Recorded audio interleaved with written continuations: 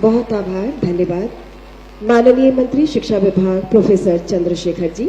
और आइए मंचासीन विशिष्ट अतिथि से हम अनुरोध करेंगे माननीय वित्त मंत्री बिहार सरकार श्री विजय कुमार चौधरी जी। अनुरोध है कि कृपया इस विशेष मौके पर हम सबको उद्बोधित करें, तालियों से स्वागत करें।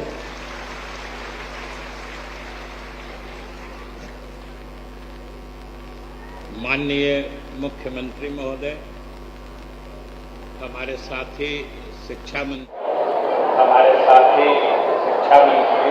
प्रोफेसर चंद्रशेखर जी,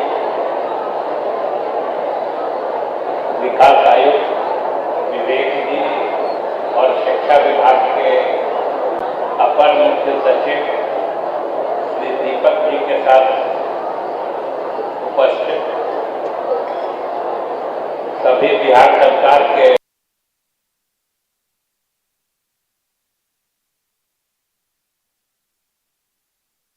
उपस्थित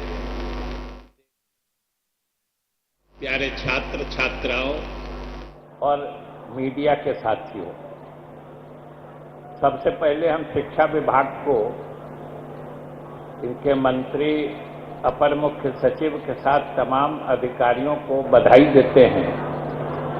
मौलाना आजाद के जन्मदिन के अवसर पर आज के इस सफल शिक्षा दिवस का आयोजन के लिए हम आपको हृदय से बधाई देते हैं और धन्यवाद देते हैं।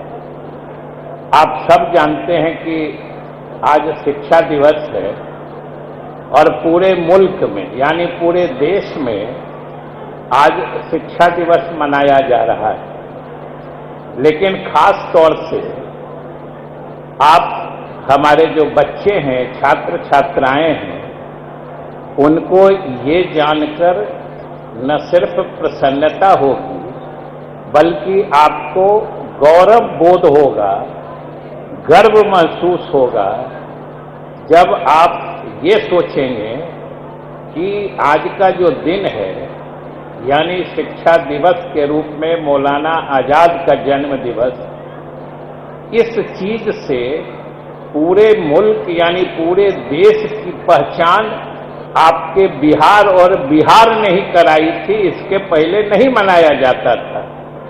जब 2007 में माननीय मुख्यमंत्री जी के नेतृत्व में पहली दफा पूरे देश में बिहार में आज के दिन यानी 11 नवंबर को शिक्षा दिवस के रूप में मनाया गया और ये अपने मुख्यमंत्री नीतीश कुमार जी की ही पहल थी कि भारत सरकार ने भी इनकी अनुशंसा को माना और आज इनकी ही देन है कि पूरे देश में आज के दिन को शिक्षा दिवस के रूप में मनाया जाता है।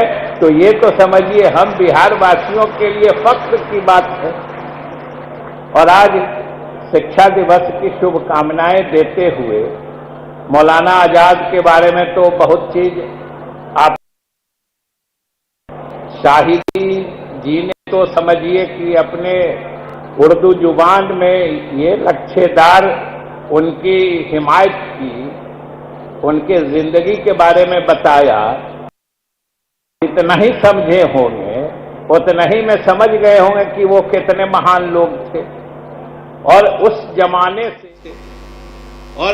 जमाने से जब अपने देश में शिक्षा व्यवस्था पूरी तरह ध्वस्त हो चुकी थी, जब राजा राम मोहन राय हों, विवेकानंद हों या रविंद्रनाथ टैगोर हों, शिक्षा के प्रचार प्रसार के लिए प्रयत्न कर रहे थे, मौलाना आजाद उस समय से इस सोच के मानने वाले थे कि अगर इस देश को बदलना है, इस देश को आगे बढ़ना है, इस मुल्क के समाज को बदलना है, तो उसका एक ही हथियार है और वो है शिक्षा। और ये संयोग से अच्छी बात हुई, उन्हीं लोगों की रहनुमाई में जब मुल्क आजाद हुआ तो देश के पहले शिक्षा मंत्री अबुल कलाम आजाद साहब बने और जितनी शिक्षा से जुड़ी प्रमुख संस्थाएं हैं उन्हीं के जमाने में यहां पर बनाई गई, जिसके माध्यम से शिक्षा, जो आधुनिक शिक्षा की नींव रखी गई, और आज उसी पर हम लोग आगे बढ़ के चल रहे हैं। तो हम उनको जब याद करते हैं तो हम आपसे ये निवेदन करना चाहते हैं कि उनकी जिंदगी को जब देखेंगे तो दो चीज के लिए हम भारतवासी उनके सदा ऋणी रहे। उनके जीवन से दो चीजें जबरदस्त उन्होंने भारत को दिया है। पहली चीज तो शिक्षा के बारे में हमने कहा कि जो आधुनिक शिक्षा की बुनियाद उन्होंने रखी, उसी के बिना पर हम आगे बढ़ रहे हैं। चाहे जो बताया शाहिद जी ने कि चाहे वो विश्वविद्यालय सेवा आयोग हो और कई किस्म के इदारे की शुरुआत उन्होंने की थी, और आज हम उसको आगे बढ़ा रहे हैं।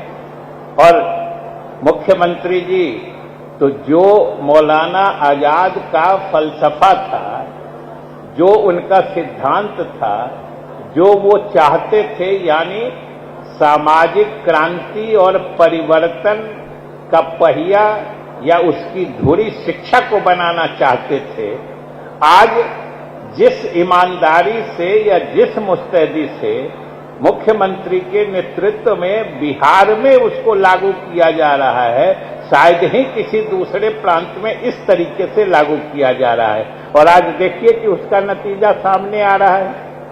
लड़कियों की शिक्षा के लिए जो कोशिश की गई है, हर पंचायत में +2 विद्यालय बनाया गया है कि बच्चियां पढ़ नहीं पाती थी। नजदीक में +2 या उच्च विद्यालय, उच्च माध्यमिक विद्यालय नहीं होने के कारण आज बच्चियां आगे बढ़ रही हैं और बच्चियां पढ़ लेती हैं।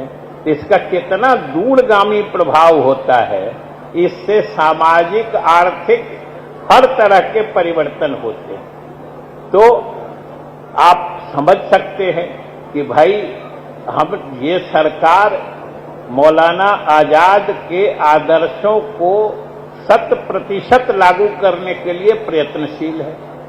और दूसरी बात, जो मौलाना आजाद ने हमारे मुल्क को एक फलसफे के रूप में, एक सिद्धांत, एक आदर्श के रूप में दिया है, वो है आपस में एकजुटता, हिंदू मुस्लिम एकता।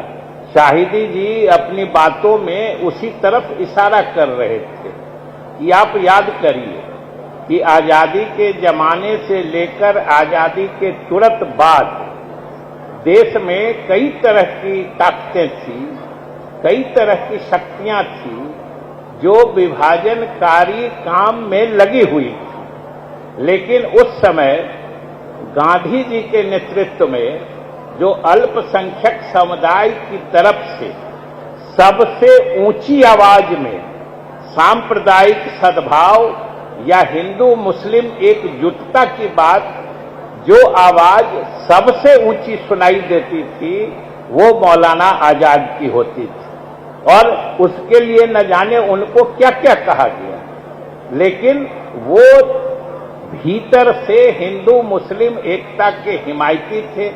तो आप सोच लीजिए कि आज के दिन जब हम सब मिलकर उनके प्रति श्रद्धा सुमन अर्पित करने के लिए एकत्रित हुए हैं, या उनको स्मरण करने के लिए यहां एकत्रित हुए हैं, तो आखिर हमें क्या संकल्प लेना चाहिए कि जिन मूल्यों की स्थापना उन्होंने भारतीय समाज में करने की कोशिश की और बहुत हद तक सफल भी हुए, कि ये मुल्क आजाद ही नहीं हुआ, इस देश के अल्पसंख्यकों को भी ये एहसास हुआ कि भारत इनका अपना मुल्क है।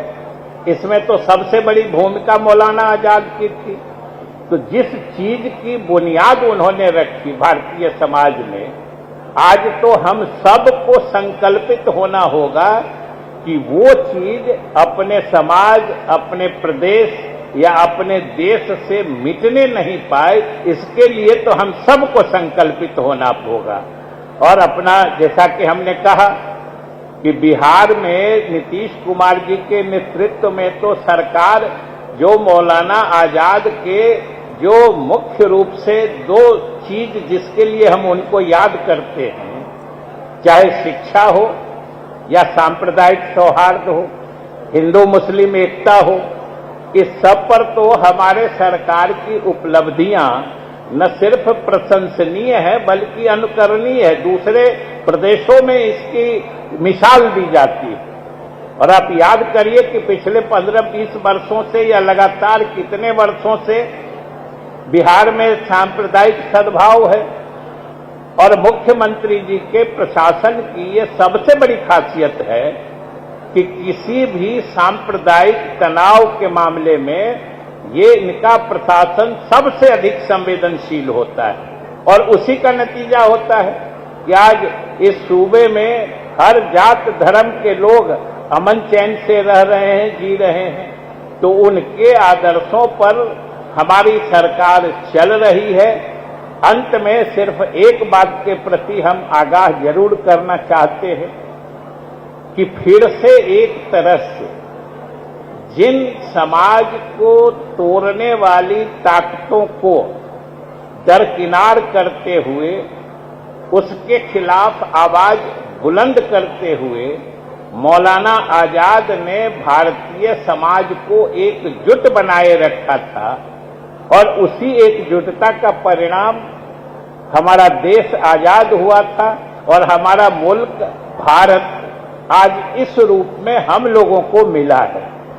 और जब हम उनको याद करते हैं तो फिर से हमें सोचना होगा कि कोई भी इस तरह की उकसाने वाली बातें, बहकाने वाली बातें, समाज को भीतर से कमजोर करने वाली बातें, आपस में टकराव की बातें, अगर इस तरह की बात किसी कोने से आती है तो उसको अच्छे तरीके से पहचान करके वैसी आवाजों को, वैसी ताकतों को दबाना ही मौलाना आजाद के प्रति सच्ची श्रद्धांजलि होगी। और उसके लिए हम सबको संकल्पित होना होगा। तो आइए, जब हम उनके जन्म दिवस पर उनको याद कर रहे हैं तो उन्होंने जो इतनी बेशकीमती चीज हमें शिक्षा और सांप्रदायिक सद्भाव दिया है, उसको हर हाल में बनाए रखने के लिए अपने को हम संकल्पित करें। इन्हीं शुभकामनाओं के साथ बहुत बहुत धन्यवाद। बहुत बहुत आभार, बहुत बहुत धन्यवाद। मौलाना अबुल कलाम आजाद सार्वभौमिक प्राथमिक शिक्षा, निःशुल्क तथा अनिवार्य शिक्षा, बालिका शिक्षा, व्यवसायिक शिक्षा, कृषि शिक्षा, तकनीकी शिक्षा के पक्षधर थे।